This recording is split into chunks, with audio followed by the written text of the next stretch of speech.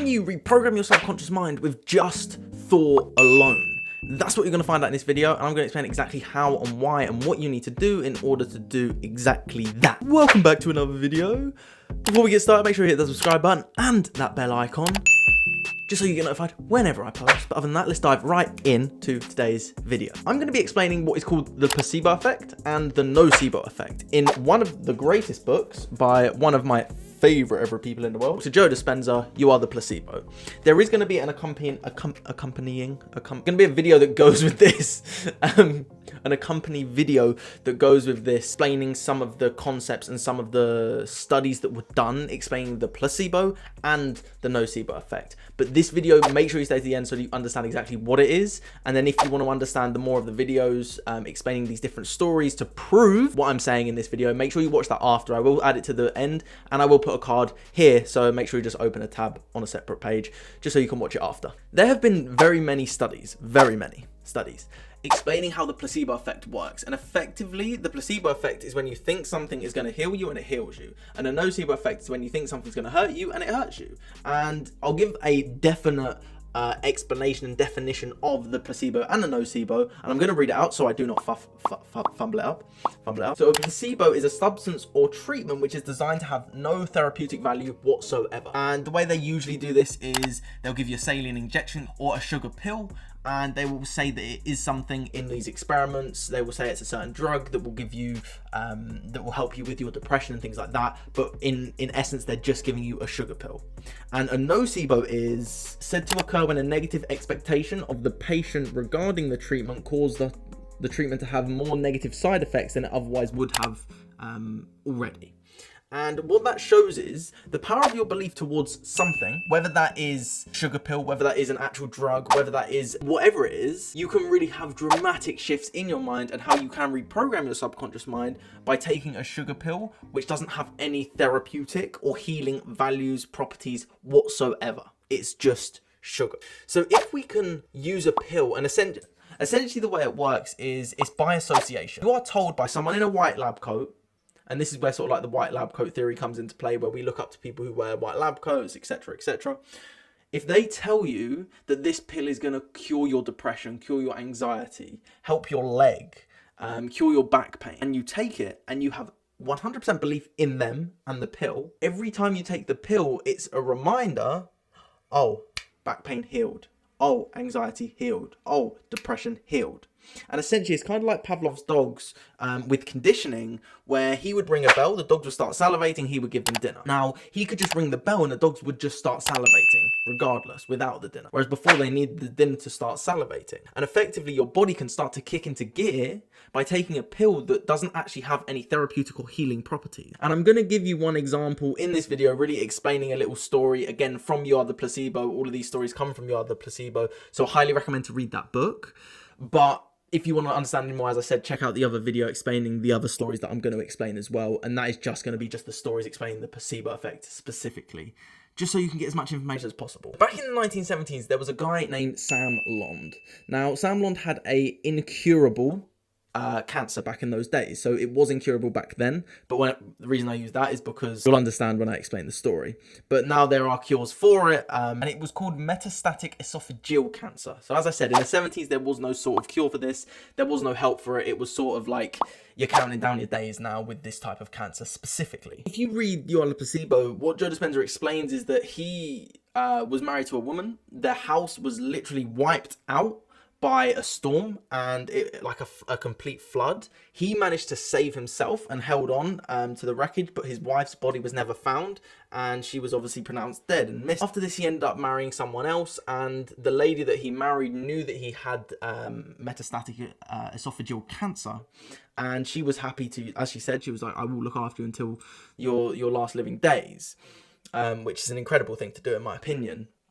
But what happened is, he would turn up to hospital and he just said, he was like, just please help me get through until Christmas. I just want to make it till Christmas. I'm not going to explain the whole story. If you do want to understand that, definitely read You Are The Placebo. But essentially what he did was, the doctor said, I will do my best to help you make it all the way through till Christmas. Now, The crazy thing is, a week later after Christmas, on New Year's Eve, he actually was pronounced dead. When the autopsy was actually taking place, they found 2 spots of cancer in his body. And it wasn't anywhere near as bad as what was originally predicted. The science actually proved that the bits of cancer weren't anywhere near big enough to actually kill him. So this is where the nocebo effect took place, and he created effectively death. So he was told something, he created in his mind that it was going to happen. And what really stood out to me about this story specifically was the fact that he was told something by someone in a white coat, so he respected and looked up to them.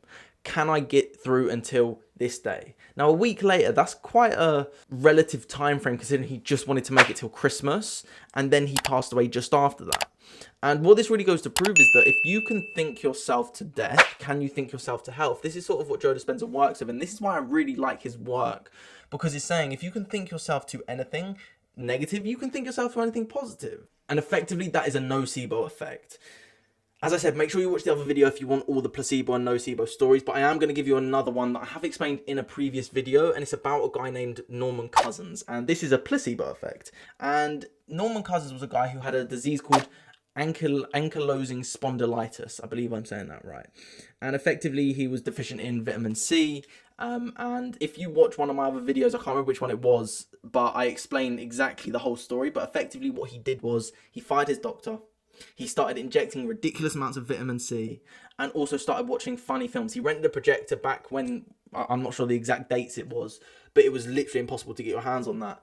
And he rented a projector and just watched funny film after funny film after funny film. And after being told that he was going to die and that was it, there was no way out of it, he managed to live years past what his expected death date was because he didn't believe that that was going to happen. And not only did he not believe it, he started to act upon it as well. So it's not just like, oh, I believe that I'm going to live until 1,000 and then you just think about it and it happens. But effectively, if you go to the deep core of it, that is kind of how it works. But a belief is something that we just know. It's not, we do not question it. Just like I am a man. My name is Max. I do not question it. If anyone says, what's your name? Max, there's no question. It's not, is my name Brian? Is my name Sue? Is it Steve? It's just Max. That is just a definite. It just is. When a belief is that strong, then it's going to happen. And it's kind of like my belief with my future of what I'm going to create. And I have no worries about my future whatsoever because I've programmed this in so many times to think how great it's going to be, how much I visualize it, how much I create it in my mind. It is just inevitable. Just like Thanos says on the Avengers, I am inevitable. I am inevitable. It's just inevitably going to happen. And these people that have healed from these conditions and these people that have used the nocebo effect and have created negative situations or in the worst case death, their belief was so negative in that point of view. I'm not saying, oh, you're a negative person, you're a positive person. It's not like that. It's saying, what do you want to believe, and actually creating beliefs around that and having an optimistic or a pessimistic view towards it. Now, it's actually scientifically proven that optimists do tend to live longer because they have an optimistic viewpoint on life. They have an optimistic viewpoint on growing older. And even people who have an optimistic viewpoint on getting older with age and seeing it as a good thing tend to have better lives. They're healthier. They tend to live longer. And this is science. This is not my studies, but this is science that proves this. So I definitely recommend for you to read the book, You Are The Placebo, or listen to the audiobook. That's my personal preference. And you can really understand these stories of how anyone can go through anything and take a turn for the worst or a turn for the best based on the belief alone. Because if someone's autopsy doesn't show that they have cancer, but they die of cancer, or that they have an absolute minimal amount that was said to not possible to kill you, if you've seen that that's come out, and effectively the conclusion was that he thought himself to death, can you think yourself to wealth, health, happiness, joy, freedom, confidence, whatever it is? The answer, actually, I'm going to allow you to come up with that answer. And if you want to be able to prove this and back your own thoughts to say, maybe it is possible, you definitely need to check out the other video explaining all these other placebo stories so that you can get them in full detail, so that you can understand, that may be possible for me. Because if you become an optimist in your life, great things are going to happen. My question to you is, are you going to believe the placebo or the nocebo in your life? Because what you constantly think about is what you create, and what you create is what's going to happen in your life. So with that being said, remember to believe the placebo, not the nocebo. Have an amazing day. Keep spreading love, keep spreading kindness, and so much positivity. Hey, yeah.